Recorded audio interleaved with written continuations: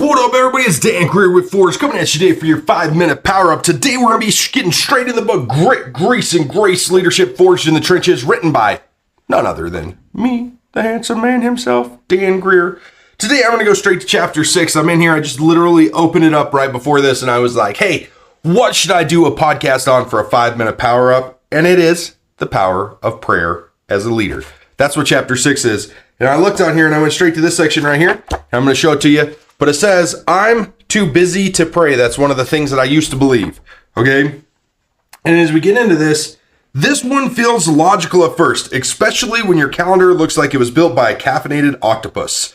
I used to tell myself, Dan, you don't have time to pause and pray. You've got stuff to do. You've probably said it too, right? Haven't you? You've probably said, I'm too busy. I got too much going on. I'll do it later. I can't stop and do this. This takes too much time.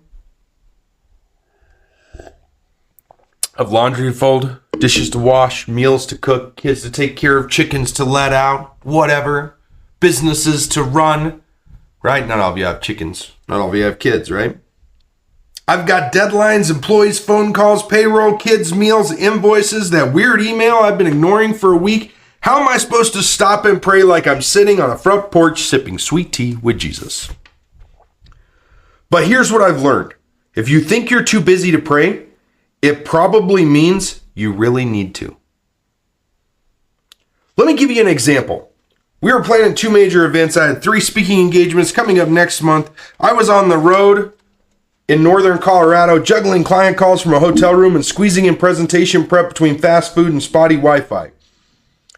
My team was onboarding new clients left and right, and we were in the middle of expanding new team members, processes, and systems.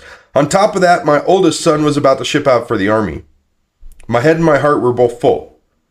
It felt like I was carrying a backpack loaded with rocks, still trying to run a marathon.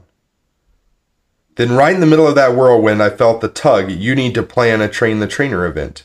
And I'll be honest, my first thought was absolutely not. Nope, no, not now. If I could read, it would help. Have you seen my schedule? But the tug didn't go away. So I stopped and prayed. Guys, that's chapter 6 out of my book. That's straight from it.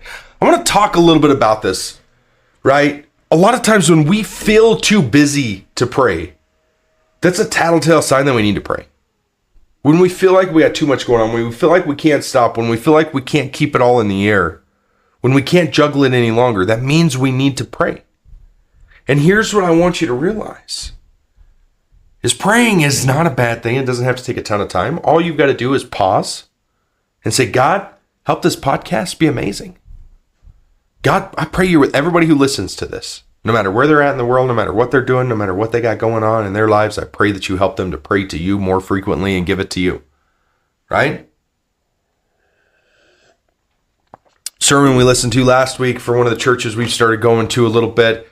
The preacher talked about the power of prayer. He talked about how when righteous people come together and pray, it's a beautiful thing. And how that's what Jesus wanted, and that's exactly what it says in the Bible. I can't remember exactly where it comes from. I think it comes from Matthew. You can ostracize me for being wrong. I don't really care, right?